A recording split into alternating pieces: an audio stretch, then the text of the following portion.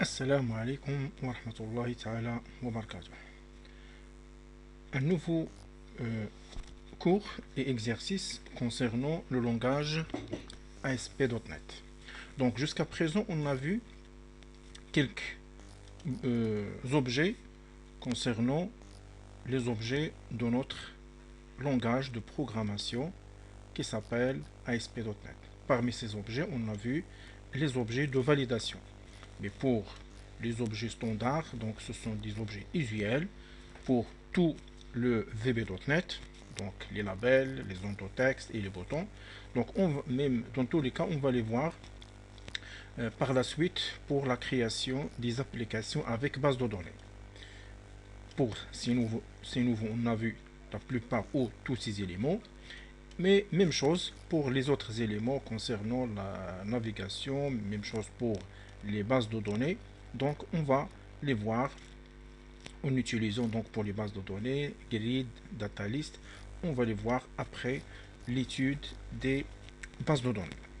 Donc pour commencer bien sûr la programmation en utilisant des bases de données, on va voir quelques notions concernant le système de gestion de base de données SQL. Donc j'ai installé ici l'SQL Server 2005. Donc comment l'ouvrir? Donc je lance démarrer et je cherche le langage SQL et voilà, elle va nous donner une fenêtre pour activer le nom avec le nom de serveur. Donc normalement je dois taper ici le nom de serveur, c'est-à-dire le nom de notre ordinateur, ou je peux remplacer cette phrase par un point. Et qui est obligatoire, ça c'est anti-slash plus SQL Express. Donc je peux taper le nom de serveur ou le nom de notre ordinateur, anti-slash SQL Express, ou tout simplement je peux remplacer le nom de serveur par point anti-slash SQL Express et je clique sur se connecter. Voilà. Donc qu'est-ce que ça veut dire un système de gestion de base de données et dans ce cas l'SQL Server. Donc un système de gestion de base de données, c'est un système ou c'est un logiciel destiné à stocker et à partager des informations dans une base de données. Donc son objectif est de stocker les informations sur une base de données. Principalement ce sont des tables et on peut les partager avec les autres ressources comme les langages de programmation. Et l'objectif en garantissant la qualité, la pérennité et la confidentialité des informations tout en cachant la complexité des opérations. Et notre plan, on va voir déploiement d'une base de données à l'aide d'un mode assistant, déploiement d'une base de données mode connecté, les contrôles de données et travaux bien sûr pratiques à la fin. Donc on va commencer par un petit exercice simple pour comprendre la notion comment créer une base de données, comment créer une table et même chose comment réaliser des requêtes ou ce qu'on appelle ici des vues. Donc on va se baser sur une seule table. Donc à partir de la fenêtre projet SP ou bien sûr à l'aide directement de notre système de gestion de base de données SQL qu'on a déjà lancé, on va créer une base de données qu'on va l'appeler G stagiaire qui comprend une table s'appelle stagiaire avec ID, c'est un champ identifiant, le nom, le prénom, sexe, entre parenthèses, on va taper soit masculin soit féminin, l'adresse, ville, donc on peut taper Fès, virgule autre, ou je peux taper toutes les villes que je désire, par exemple Fès, Meknès, Tanger, Rabat, et ainsi de suite. L'âge et niveau, donc ici je propose ces trois niveaux, ou on peut taper d'autres niveaux comme 9e année fondamentale, premier bac, deuxième bac, tronc commun et ainsi de suite.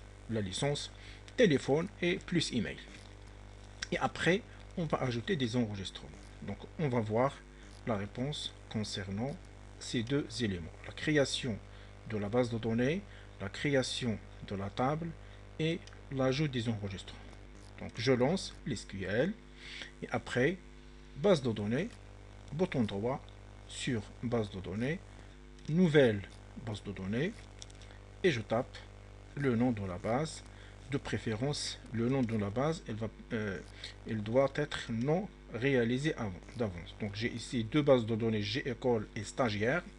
Donc on va taper nous G stagiaire pour faire une différence entre les noms des bases. Donc G stagiaire avec S. Donc G stagiaire et OK.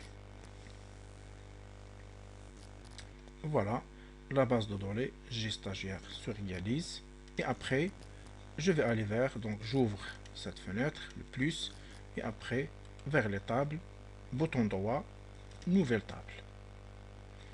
Donc notre table composée par, donc elle va vous donner des colonnes, donc le nom de la colonne, le type de données et nul autorisé. Le nom de la colonne, ça veut dire les noms des champs. Donc le premier champ c'est ID. Et pour ID, il nous demande de taper ID. Donc il n'y a pas ici de propriété. Donc je vais taper par exemple ID sous forme numérique. Donc ça veut dire int. Je peux taper IN et après elle va nous donner la liste des champs, des types de données qui commencent par I. Nul autorisé, ça veut dire si cette case est décochée, ça veut dire ID il va pas être nul. Donc ça veut dire avant de valider un enregistrement, ça veut dire le champ ID il est obligatoire à éditer un identifiant. Si je coche cette case, alors c'est pas obligatoirement que je tape le nom de le nom de ce champ. Voilà, désolé pour cette. Donc après les autres champs, nous avons donc nom, prénom, sexe. Donc nom. Donc varchar, ça veut dire texte et numérique. Nom, prénom, de préférence les champs sans accent. Même chose NV, varchar. Nom, prénom, sexe, adresse. Donc sexe c'est un champ, même chose varchar. Adresse, il peut contenir des caractères et des numéros.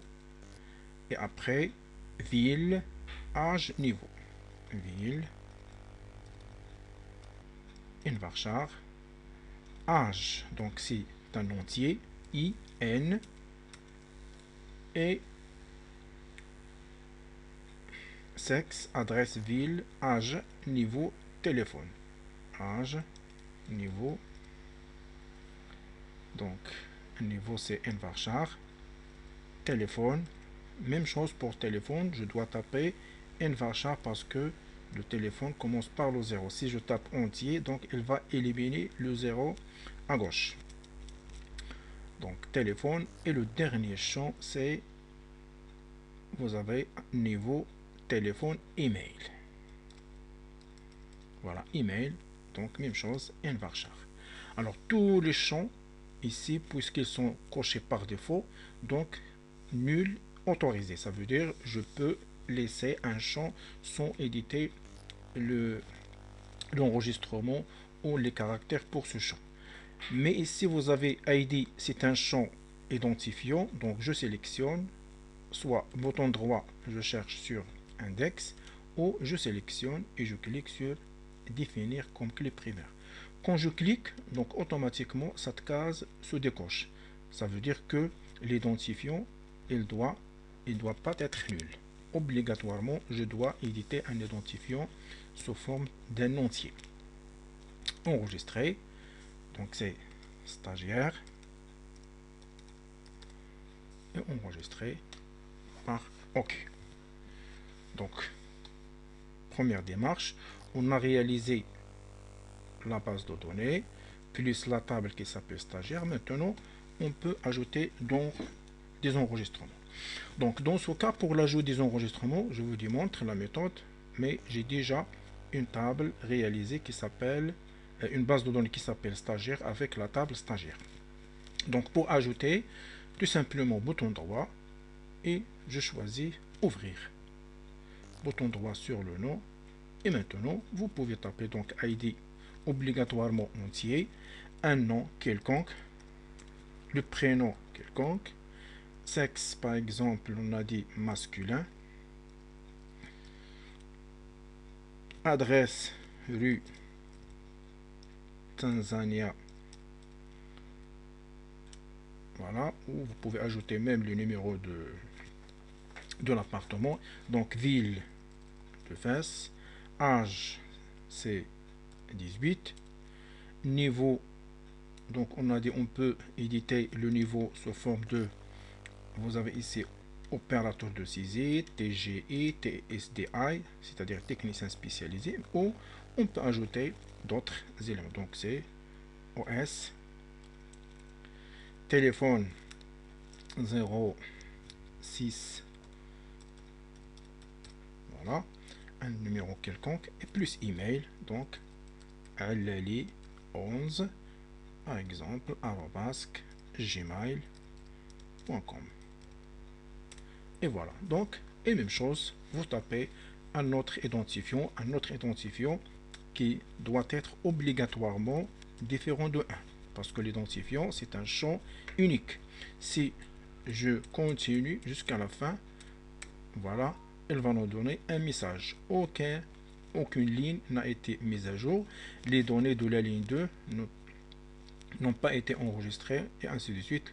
Il y a une erreur de message parce que le champ qui s'appelle ID, il doit être obligatoirement différent. Si je passe, parce que ici les champs ils sont nuls autorisés, donc je peux les laisser vides. Quand je déplace, voilà, vous pouvez taper les autres enregistrements comme vous le voyez, et ainsi de suite. Donc, sans perdre le temps concernant l'ajout des enregistrements, donc on va retourner vers cette base de données qui s'appelle stagiaire, composée par la table qui s'appelle stagiaire avec S. Bouton droit pour ouvrir, donc même chose, pour ouvrir la table, et j'ai déjà tapé un ensemble des enregistrements avec le nom, le prénom, adresse, ville, sexe, âge, niveau. Donc ici j'ai tapé les niveaux Nafiamane, donc je peux les modifier. Donc opérateur de saisie, ça c'est TGI, TGI une autre fois, TSDI, TSDI et OS. Voilà. Et même chose pour les numéros de téléphone et pour les emails. Voilà. Donc ça c'est la réponse concernant la question numéro 2. Créer une requête qui affiche les stagiaires masculins. Donc une requête ou avec le mode SQL on l'appelle les vues. Donc comment réaliser une vue qui affiche que les enregistrements de type sexe masculin. Vous avez ici 1, 2, 3, 4. Et les féminins, il existe 2. Donc qu'est-ce qu'on va faire? Tout simplement, même chose, bouton droit sur vue et nouvelle. Donc les vues doivent être réalisées à l'aide d'une table. Donc vous avez une seule table, c'est pour cela, donc il s'affiche lui seul. Si notre base composée par plusieurs tables, donc elle va les afficher. Donc une seule table, ajouter et fermer. Et voilà notre table composée par les champs. Vous avez ici automatiquement select un vide from dbo.stagiaire. Donc qu'est-ce qu'on va sélectionner? Si je clique ici, il va nous ajouter select stagiaire.étoile. Ça veut dire tous les enregistrements from dbo. Donc exécuter et vous trouvez ici un résultat. Voilà. Affichage de tous les enregistrements que nous avons. Donc les enregistrements de 1 jusqu'à 6. Mais nous, il nous demande d'afficher que les sexes masculins. Ça veut dire que les hommes. Donc dans ce cas, qu'est-ce qu'on doit faire? Au lieu de cocher cette case, donc je peux cocher toutes les cases. Pour chaque champ coché, elle va s'afficher sur les colonnes. Donc ça veut dire, avec cette méthode, je peux cocher les colonnes que je désire. Par exemple, ID, le nom, prénom. Je peux sauter par exemple adresse et je peux cocher que la ville. Même chose pour sexe, âge, niveau, téléphone si je veux la sauter, et même chose l'email. Dans ce cas, avec l'exécution, donc on voit ID, le nom, prénom, ville, sexe, âge et niveau. Voilà. Donc, vous avez ici tous les types de champs. Maintenant, pour afficher que les masculins, donc je vais chercher la ligne de sexe et je vais aller vers filtrer et je tape tout simplement masculin. Exécuter une autre fois. Voilà, les 4 masculins avec les 2 féminins sont désactivés. Donc tout simplement je tape et lui il va ajouter est égal n et ça entre de guillemets. Voilà, c'est très simple.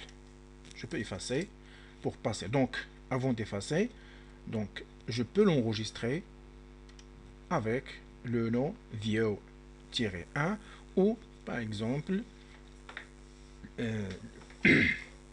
stagiaire masculin. Donc et vous cliquez sur OK. Donc moi sans enregistrer, donc je dois passer vers la question qui suit. Ça veut dire je vais faire la même démarche si je décoche tous ces éléments.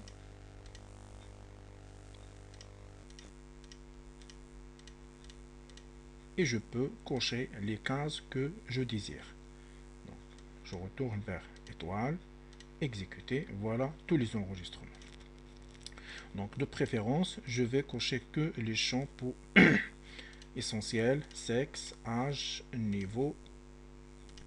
Et par exemple, je peux ajouter l'email. Voilà. Exécuter, voilà les champs jusqu'à l'email.